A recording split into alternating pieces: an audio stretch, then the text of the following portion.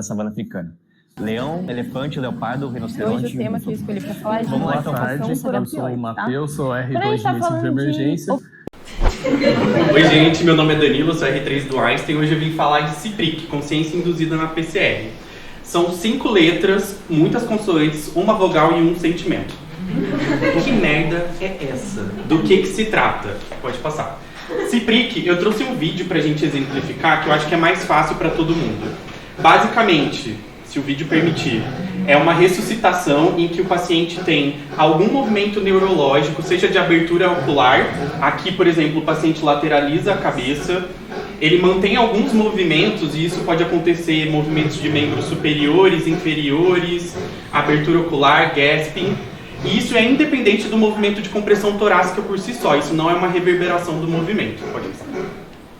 Bom, e a dúvida que fica pra gente, emergencistas que somos especialistas em PCR, é: tá parado ou o paciente voltou? Né? E aqui a gente não tem dúvida. Nesse paciente, se a gente insonasse, ele não teria atividade cardíaca. Se a gente olhasse a capnografia, se fosse instalada, estaria abaixo de 30, 40. E o paciente não tinha pulso, ritmo de parada. Então ele, de fato, tá parado, tá? Mas aí fica a dúvida, olhando para o vídeo, o paciente está parado, mas está mexendo? Sim, essa é a resposta. A definição de consciência induzida na PCR é: o paciente está parado, mas ele está mexendo.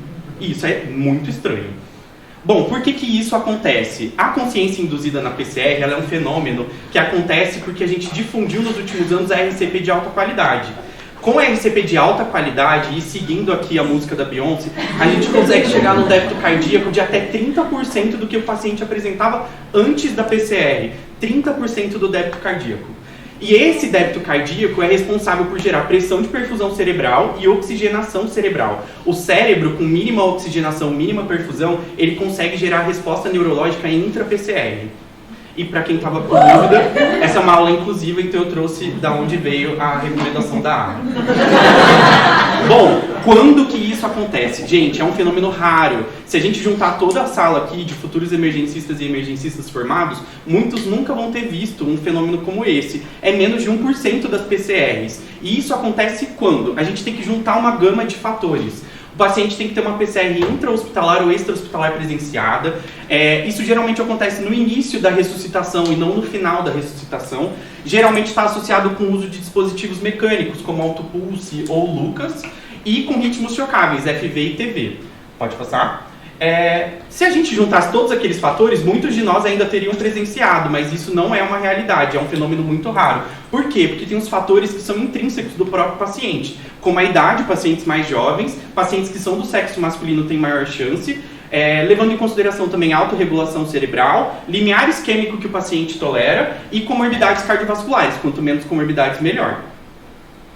E como que isso acontece? Tem um play ali, a gente não sabe se vai conseguir, mas a consciência intrínseca, a consciência induzida, desculpa, ela pode acontecer em diferentes níveis. Então o paciente pode ter abertura ocular, como nesse vídeo, ele pode ter lateralização da cabeça, ele pode ter movimentação desproposital dos membros, ele pode ter respiração agônica intra-PCR.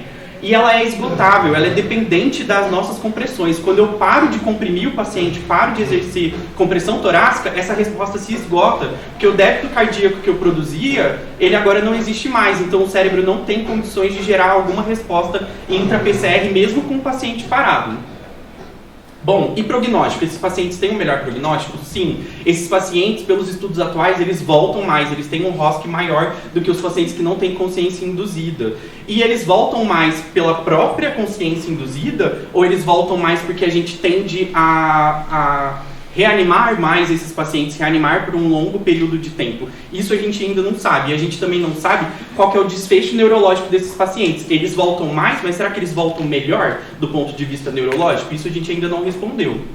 Bom, e problemas? Se o paciente fica apresentando resposta motora, resposta agônica ou com movimentação da cabeça dos membros, a gente tende a parar e checar o pulso, checar o ritmo. Essa é a nossa resposta instintiva. Quanto mais a gente para checar pulso e ritmo, a gente interrompe mais as compressões. E aí a gente diminui a chance do paciente retornar de fato, gerando um paradoxo, né? O paciente apresenta consciência induzida porque a gente tem uma RCP de qualidade, mas a nossa RCP de qualidade faz o paciente receber mais interrupções. Bom, e o manejo? A gente vai fazer menos é mais. A gente vai evitar bloqueador neuromuscular, a gente vai evitar benzodiazepínico e evitar opioide. O que a gente vai fazer de fato? Conter o paciente no leito, se ele não estiver combativo, e se ele estiver combativo agarrando o tubo ou levantando do leito, a gente pode lançar mão de sedativos cardioestáveis, com preferência pela ketamina, que tem maior sobrevivência nesses casos.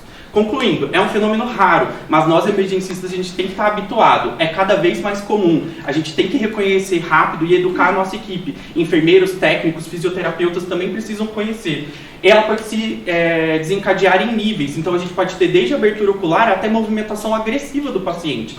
E nesses casos, a gente pode lançar mão de sedação com ketamina, é o mais indicado. Cuidado redobrado, as pausas excessivas prejudicam o paciente. Se você já identificou a consciência induzida, pare de checar pulso e ritmo a cada movimentação do paciente. Eles têm maior taxa de retorno à circulação espontânea, mas a gente não sabe como que neurologicamente eles vão voltar, tá bom? Esse é o nosso time de 2024, obrigado por receber a gente na casa de vocês.